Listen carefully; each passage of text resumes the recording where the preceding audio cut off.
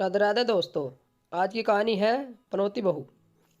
कोमल ने जैसे ही अपने ससुराल के दहलीज पर कदम रखा, उसका स्वागत बिना किसी ढोल बाजे के हुआ। उसका गृह प्रवेश भी उसकी चाची सास ने कराया।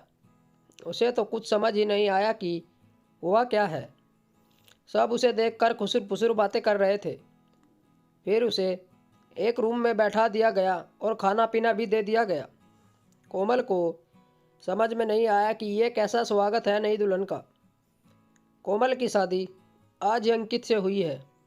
उसके ससुराल में उसके सास ससुर और एक ननद है सुमन।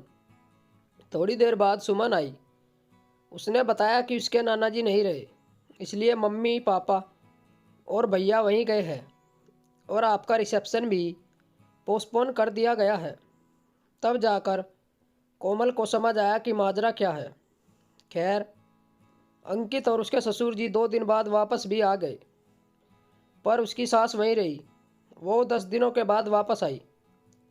तब कोमल का रिसेप्शन और बाकी की रस्में भी पूरी की गई, पर कोमल को अब सब फॉर्मेलिटी जैसा ही लगा। उसने नोटिस किया कि उसकी सास उससे ज़्यादा बात नहीं कर रही है। हालांकि कोमल कोशिश करती उनसे बातचीत करने की, पर वो बस हाँ ना का जवाब देकर बात ख़त्म कर देती। फिर कोमल ने भी अपनी कोशिश कम कर दी, क्योंकि कोई भी रिश्ता दोनों तरफ से निभाया जाता है। ऐसे ही दिन बीत रहे थे।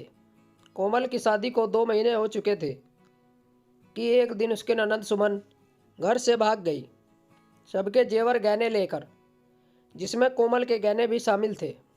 सुबह जब उसकी चाची सास और बाकी के रिश्तेदार आए, तब उसकी सास हेमलता जी रोते हुए बोली, ये कैसी पनौती बहू आई है। इसके आते ही मेरे पिताजी चले गए, अब मेरी बेटी भी। मेरी तो किस्मत ही फूटी है। इसके कदम ही अशुभ है। 2 महीने में ही इतना बुरा हो गया, पता नहीं और क्या क्या होगा।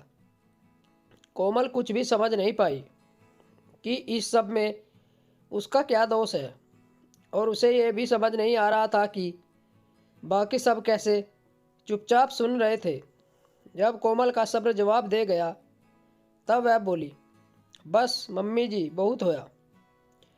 इस सब में मेरी क्या गलती है। फिर उसकी चाची सास बोली, बहू चुप हो जाओ, कोई बात नहीं है, वो अभी परेशान है।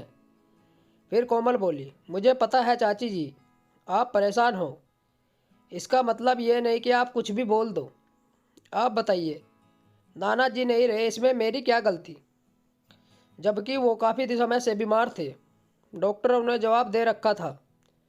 और सुमन के जाने में भी मेरी क्या गलती बताइए। उसको सही सीख देना तो मम्मी जी का काम था। मैं तो 2 महीने पहले ही आई हूँ। कमी तो आपकी परवरिश में है और दोष मेरे सर डाला जा रहा है। पर जहाँ सारी गलती मेरी हो, आप मुझे डांटो, मैं सुनूंगी।